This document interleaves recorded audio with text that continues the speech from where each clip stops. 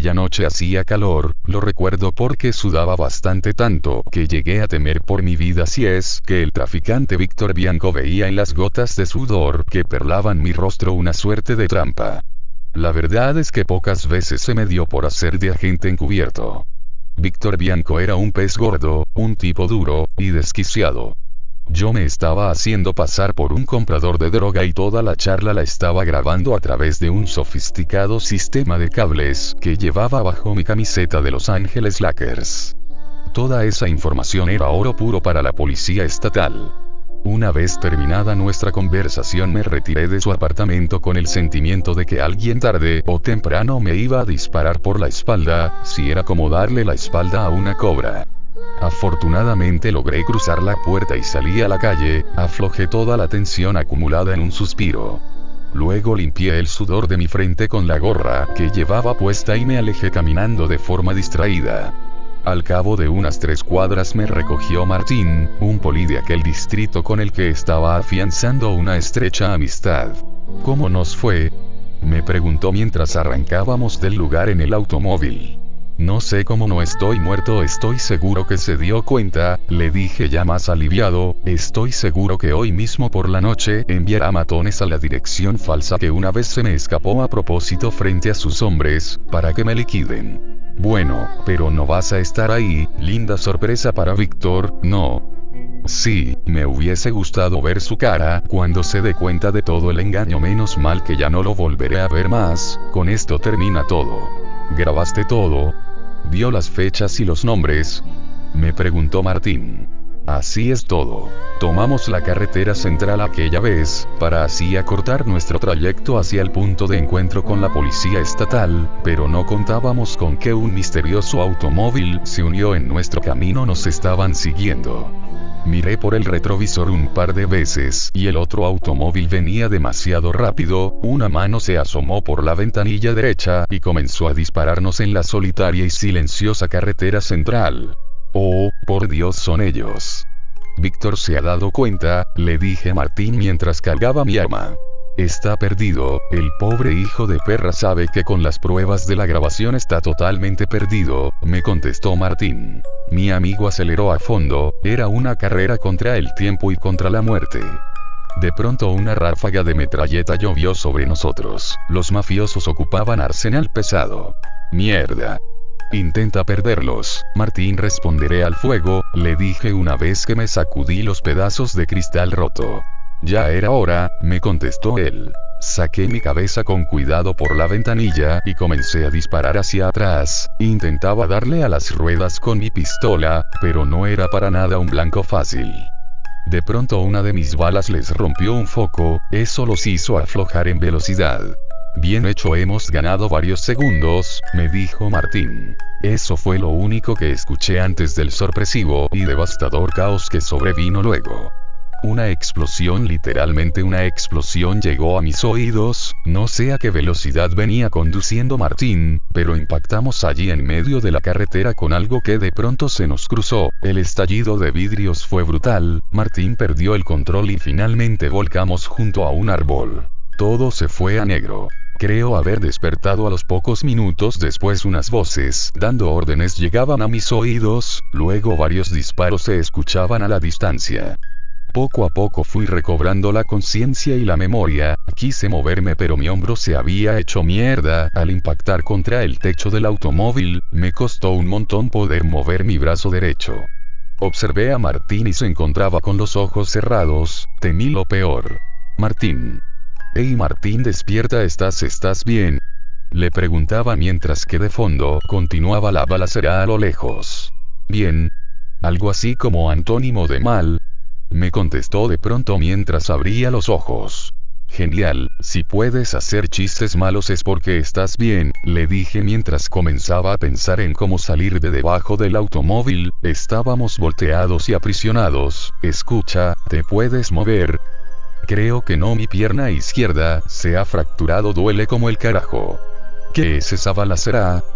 No lo sé, de hace un rato la vengo escuchando, seguramente ha llegado la poli y se están batiendo contra los matones de Víctor que nos venían siguiendo. De pronto, súbitamente se hizo el silencio. No hubo más balazos, ni gritos. Martín y yo intercambiamos una mirada de cierta intranquilidad. Espero que hayan ganado los polis, me dijo. Luego unos pasos parecían acercarse por la carretera, iban a un ritmo y compás un tanto extraños. El sonido de los pasos era como el que hacen los caballos al trotar en el pavimento. Ambos nos quedamos en silencio mientras los pasos se acercaban cada vez más a nosotros. Esto no me gusta, me dijo Martín en voz baja. Ni a mí, le contesté. Posteriormente estiré mi cuello e incliné mi cabeza hacia la derecha para poder ver a la carretera haciendo un gran esfuerzo, y ahí divisé lo que hasta el día de hoy me causa escalofríos a causa de mi posición. Lo único que pude ver fueron las piernas de alguien, pero en realidad no eran piernas, sino patas, literalmente eran patas de caballo con sus pezuñas y todo. ¿Pero qué? ¿Eso qué es? Son dos patas de caballo vienen hacia nosotros, respondí. Dos. Pero si los caballos tienen 4 patas. Entonces no es un caballo, solo dije que tiene patas de caballo, ve tú a saber qué animales. No puedo ver más arriba. Ambos tuvimos la oportunidad de ver aquellas horrendas pezuñas, pues el animal comenzó a rodear el automóvil. Ni Martín ni yo hicimos ruido alguno, hasta conteníamos el aliento. De pronto un fuerte golpe a la carrocería nos sacudió por completo e hizo que se nos escapara un alarido. Esto hizo que el animal continuara con sus embates contra el automóvil volcado. ¡Oh, por Dios! ¿Qué clase de animal es este?, me preguntó Martín. Nos va a matar. Busqué mi pistola por unos segundos, finalmente se encontraba atrapada bajo la parte posterior de mi espalda. Saqué mi mano por la ventanilla hacia afuera y di un disparo al aire. Esperaba que el animal o lo que fuera se asustara, sin embargo como respuesta obtuve unas perturbadoras carcajadas. ¿Me golpeé de forma dura en la cabeza o realmente escuché unas carcajadas?, me preguntó Martín. Creo que ambos nos golpeamos fuerte en la cabeza, atiné a responder. Luego los embates continuaron, de forma más violenta y salvaje. Un golpe nos empujó de regreso a la carretera y el automóvil dio varios giros. Me aferré al arma y comencé a buscar un blanco. ¿Era esa cosa o nosotros? Lo único que tenía a la vista eran sus patas, esas extrañas patas. Dispara. ¿Qué esperas?, exclamó Martín al ver que estaba fijando el blanco. Y lo hice. 2 certeros balazos impactaron de lleno en sus extremidades. Pero lejos de acabar con aquel ser, esto le hizo enfurecer un poco más. Continué disparando y varias balas dieron en el blanco, pero el efecto era nulo. Finalmente se me acabaron las municiones. Sin balas, comenté exhausto. Demonios, si esa cosa ni siquiera se ha cansado, me contestó mi amigo. Luego, aquella cosa saltó sobre nosotros y comenzó a destrozar la parte inferior del automóvil para encontrarnos. Está haciendo trizas la carrocería, Martín. ¿Tu arma? ¿Dónde está? Mi amigo comenzó a buscar por su cintura y finalmente dio con su arma de servicio, pero creo que ambos sabíamos que iba a ser totalmente inútil contra esa cosa. Esperamos en silencio hasta poder verle la cara. Sin embargo, aquello nunca sucedió. De súbito y aparentemente sin razón alguna, aquella cosa se alejó de un salto hacia un costado de la carretera y luego se fue alejando dando otros grandes saltos a través de la noche. Con Martín no nos hablamos hasta varios minutos después, luego de que se nos hubiera pasado el shock y la conmoción. Escúchame, esa cosa ya se ha ido, saldré y pediré ayuda. Conserva tu arma, le dije a mi amigo y me dispuse a salir de debajo del automóvil. Eso es todo lo que puedo contar. Una vez estando fuera del vehículo, retrocedí unos cuantos metros por la carretera, corriendo, y fue ahí donde me encontré con la desagradable sorpresa. Los matones de Víctor Bianco estaban todos muertos, los cuerpos tirados alrededor del automóvil daban señales de haber ofrecido una imperiosa lucha por sobrevivir haciendo uso de sus armas. Lo extraño fue que todos los cuerpos estaban decapitados, ninguna cabeza se encontró posteriormente por los alrededores. Difícilmente habría admirado usted al pequeño Jo si lo hubiera visto de pie en la esquina de una calle bajo la lluvia. Aparentemente se trataba de una tormenta otoñal ordinaria, pero el agua que caía sobre Jo, que no era lo bastante mayor para ser justo o injusto, por lo que quizás no entrara bajo la ley de la distribución imparcial, parecía tener una propiedad peculiar. Uno diría que era oscura y adhesiva. Pegajosa. Pero resulta difícil que fuera así, incluso en Blackburg, donde ocurrían algunas cosas que se salían bastante de lo común. Por ejemplo, 10 o 12 años antes había caído una lluvia de ranas pequeñas, tal como atestiguó creíblemente una crónica contemporánea, que concluía con una afirmación, algo oscura, en el sentido de que el cronista consideraba que significaba un buen momento para el progreso de los franceses. Años más tarde había caído sobre Blackburg una nevada carmesí. En Blackburg hace frío durante el invierno y las nevadas son frecuentes y copiosas. Mas no cabía ninguna duda al respecto. En aquel caso la nieve tenía el color de la sangre y al fundirse en agua seguía manteniendo esa tonalidad, aunque fuera agua y no sangre. El fenómeno había atraído una amplia atención y la ciencia había dado tantas explicaciones como científicos hubo que se preocuparon por ello, sin llegar a saber nada. Pero los hombres de Blackburg, hombres que durante muchos años habían vivido precisamente donde cayó la nieve roja, y podía suponerse que sabían mucho sobre el asunto, sacudieron la cabeza y dijeron que algo iba a pasar. Y algo pasó, pues el verano siguiente fue memorable por la prevalencia de una enfermedad misteriosa, epidémica, endémica o Dios sabrá qué, porque los médicos no lo supieron, que se llevó a la mitad de la población. La mayor parte de la otra mitad se había alejado voluntariamente de la ciudad, y empezaron a retornar lentamente, y finalmente lo hicieron todos, y se entregaron a crecer y multiplicarse como antes, aunque desde entonces Blackburg no ha llegado a ser la misma. De un tipo muy distinto, aunque igualmente fuera de lo común, fue el incidente del fantasma de Hetty Parlow. El nombre de soltera de Hetty Parlow había sido Brownon, que en Blackburg significaba más de lo que uno podría pensar. Desde tiempo inmemorial, desde los primerísimos días de los antiguos tiempos coloniales, los Brownon habían sido la familia principal de la ciudad. Eran los más ricos y los mejores, hasta el punto de que Blackburg habría derramado hasta la última gota de su sangre plebeya, defendiendo la justa fama de los Brownon. Que se supiera, muy pocos miembros de esa familia vivieron permanentemente lejos de Blackburg, aunque casi todos se habían educado en otro lugar y habían viajado a lo suyo, por lo que el número de miembros de la familia era abundante. Los hombres se encargaban de la mayor parte de las funciones públicas, mientras las mujeres se dedicaban primordialmente a las buenas obras. De estas últimas, Hetty era la más amada por la dulzura de su disposición, la pureza de su carácter y su singular belleza personal. Se casó en Boston con un joven bribón llamado Parlow y, como una buena Brownon, lo llevó inmediatamente a Blackburg, haciendo de él un hombre y un consejero municipal. Tuvieron un hijo al que pusieron de nombre Joseph y al que amaron tiernamente, como acostumbraban a hacer entonces los padres de toda aquella región. Murieron después de la misteriosa enfermedad ya mencionada, por lo que a la edad de 1 año Joseph quedó huérfano. Por desgracia para Joseph, la enfermedad que le dejó sin padres no se conformó con eso. Acabó prácticamente con todo el contingente de Brownon y sus aliados por matrimonio. Y los que huyeron, no regresaron. Rota la tradición, los bienes raíces de los Brownon pasaron a manos extrañas y los únicos Brownon que quedaron en aquel lugar estaban bajo tierra en el cementerio de la colina del Roble, donde ciertamente había una colonia de ellos lo bastante poderosa como para resistirse a la invasión de las tribus que les rodeaban y retener la parte mejor de aquellos terrenos.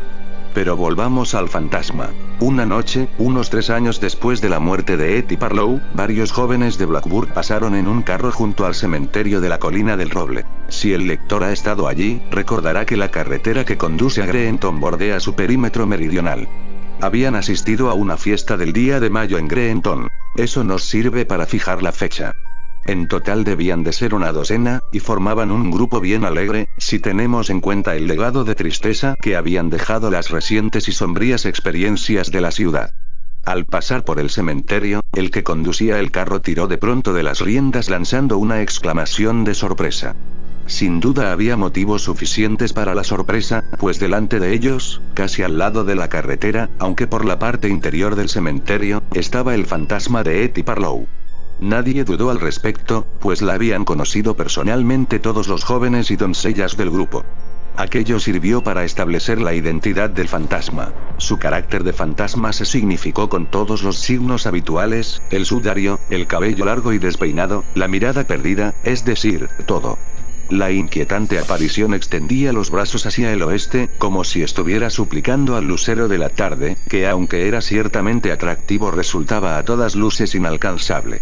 Mientras permanecieron sentados y en silencio, así lo cuenta la historia, todos los miembros de aquel grupo de juerguistas, aunque solo se habían alegrado con café y limonada, escucharon claramente al fantasma gritar el nombre de Joey.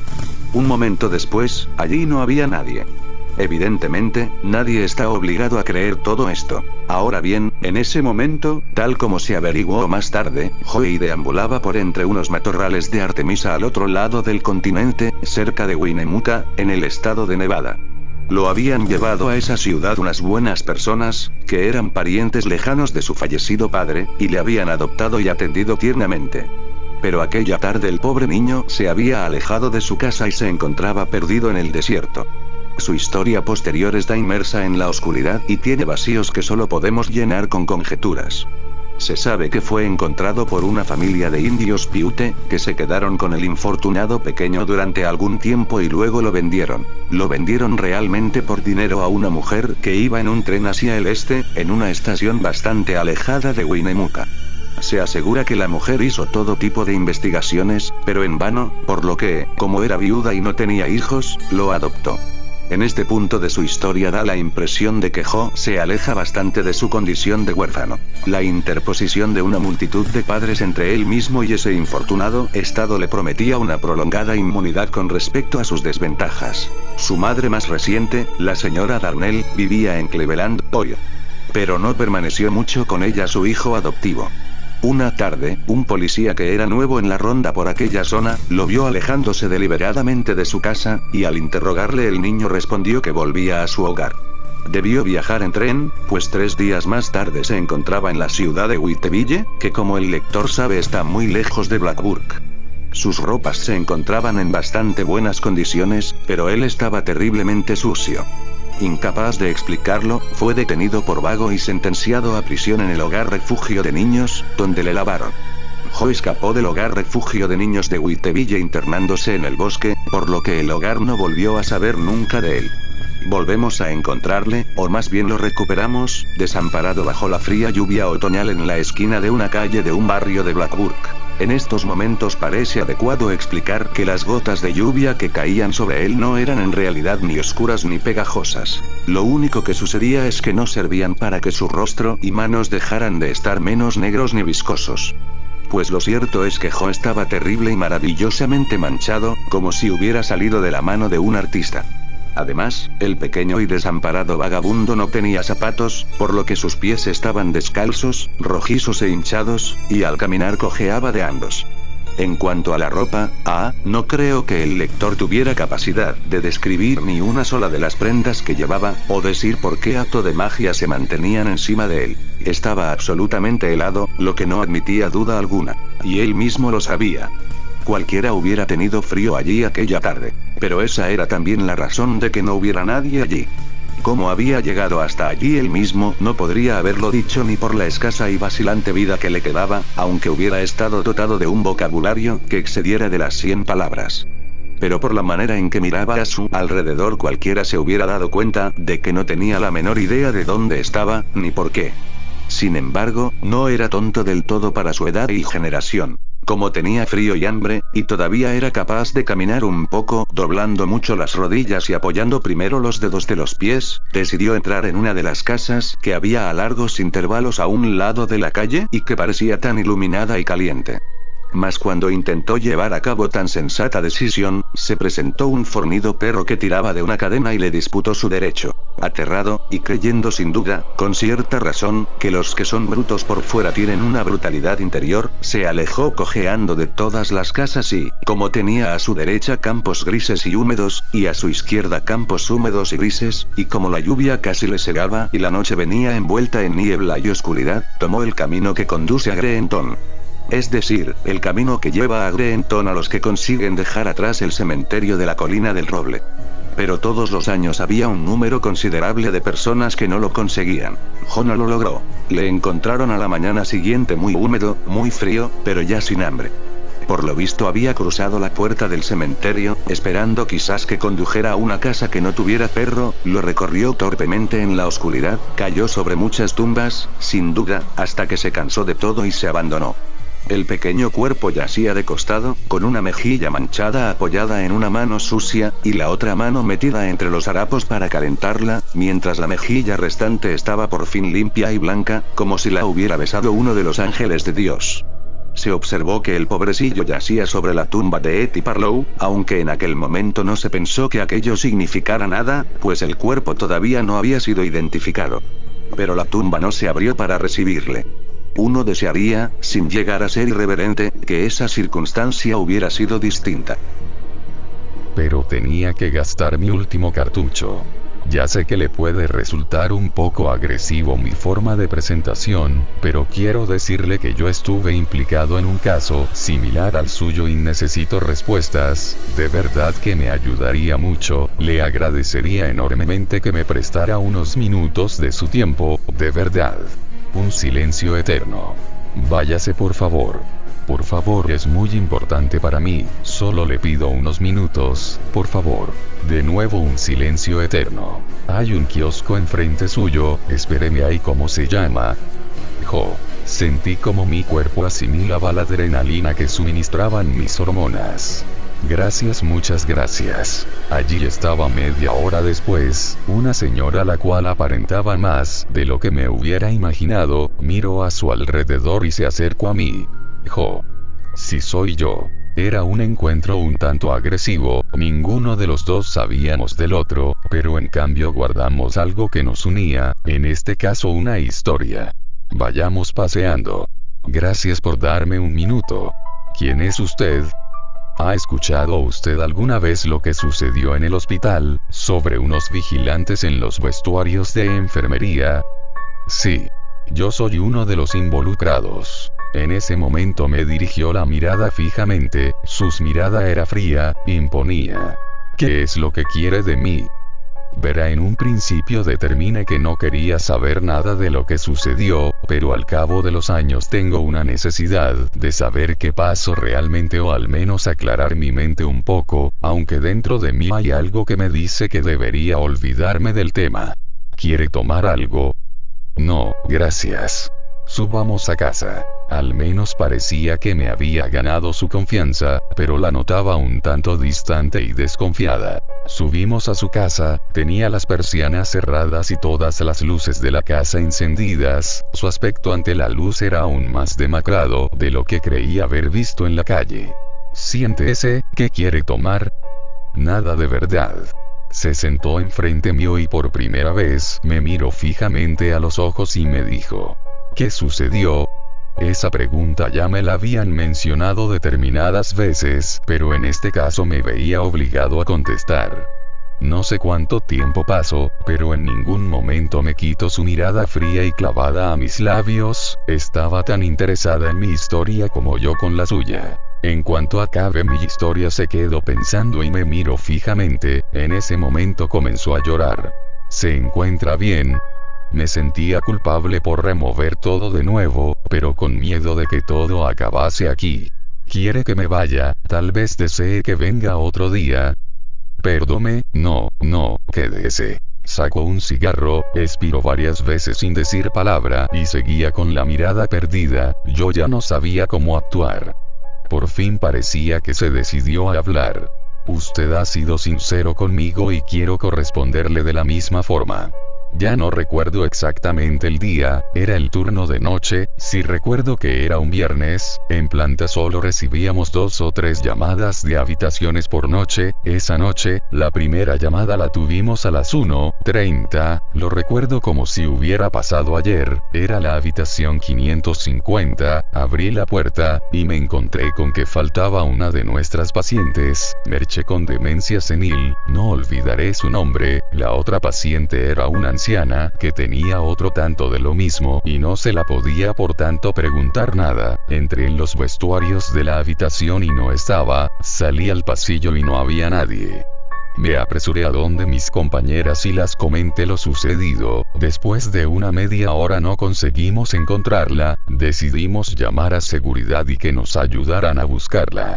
No sé qué hora sería, solo recuerdo que me quedé sin el maldito tabaco, bajé a vestuarios a recoger un paquete que tenía en taquilla, entré y recuerdo que la luz no funcionaba, instintivamente me dirigí a oscuras a mi taquilla, por los nervios tal vez no me percaté en un principio, pero ahora sé que allí había alguien, sentado en el banco del fondo, pero mi cabeza en ese momento estaba en la búsqueda de la señora Merche, es cierto, sabía que alguien había allí, pero mi mayor preocupación en ese momento era encontrar a la señora Merche. Cogí el tabaco y me dirigí hacia la puerta, pero esta se cerró como si una corriente de aire la hubiese empujado con fuerza. Me encontré a oscuras, llegué a la manilla pero parecía estar atascada, comencé a preocuparme, y recordé esa sensación que tuve al entrar, no sé cómo explicarlo pero sé que alguien había allí. ¿Recordaste en algún momento la historia del vigilante? No, la verdad es que no me atreví a dirigir la mirada hacia atrás, mi interés no era otro que la de salir de allí. Después de un forceo inútil, oí unos pasos fuera y fue cuando me decidí a pedir ayuda. Por favor, hay alguien ahí, me he quedado atascada, ábrame. La manilla comenzó a girar, pero no conseguían abrir. De repente una voz que no me era desconocida. Isabel, ¿eres tú? Sí, ábreme por favor. Me resultaba familiar pero no llegaba a acertar quién era, mi único interés era salir de allí. No se abre. Pide ayuda por favor. Tranquila, él quiere que vayas con él. Todavía recuerdo aquellas palabras, mi cuerpo se quedó paralizado, es como si un hielo recorriese tu columna vertebral por dentro. Por favor, sacadme de aquí. Me encontraba en un estado fuera de sí, y no era para menos. Isabel, no tengas miedo, él quiere que le ayudes. Fue entonces cuando reconocí aquella voz. Merche. Sí, dime Isabel. No era muy coherente hablar con una persona que durante años da síntomas de demencia senil, pero en esos instantes mis necesidades pasaban por salir de allí lo más rápido posible. Por favor, busque ayuda, llame a mis compañeras. No tengas miedo Isabel, tu ayuda está detrás de ti, quiere hablarte pero no puede, ayúdale Isabel. Mi cabeza daba vueltas, estaba a punto de desvanecerme, mis piernas flaqueaban por los nervios y ya no podían aguantar mi peso, me desvanecí, pero puedo asegurar y no me preguntes por qué, pero sé que allí, detrás mío, había alguien. Después desperté en una de las habitaciones de mi planta, allí estaban mis compañeras de otro turno. ¿Qué tal estás Isabel?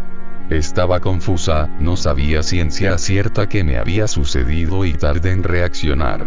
¿Qué ha pasado? Te encontraron en vestuarios desvanecida. La señora Merche. Tranquila, la encontraron en unos vestuarios peinándose, ya sabes que la falta un poco de regadío en la cabeza. Estaba confusa. ¿Quieres que te llevemos a casa? Sí, gracias. Recogí mis cosas y salí al pasillo, no sin antes ir a la 550, abrí la puerta, allí estaba la señora Merche tumbada y mirando al vacío del techo. Me acerqué y la miré. Merche, ¿qué tal está? Me miró y sonrió, pero como es habitual no dijo nada. Me quedé mirándola, estaba confusa, no sabía distinguir en ese momento qué había sido la realidad y la ficción. Me dirigí hacia la puerta. Debiste ayudarle, él necesita ayuda. Me quedé paralizada, hasta entonces tenía mis dudas, pero ahora sabía que todo había sucedido. Me giré y allí estaba la señora Merche, sentada en la cama y mirándome fijamente, como si de pronto hubiera recobrado la memoria. Salí de la habitación y me fui para siempre de allí, no sin antes escuchar a la señora Merche. No te vayas, tarde o temprano volverá, ayúdale ahora. Desde entonces, salí de allí para no volver nunca más.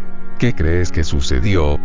No lo sé, y sinceramente no me interesa. Nos quedamos mirándonos, en silencio, hasta aquí había llegado y aquí se había acabado la historia, al final tal y como había entrado, sin ninguna respuesta. Después de aquello, supe que en realidad tal vez no hubiera respuestas, y sin más había que dejar estar las cosas.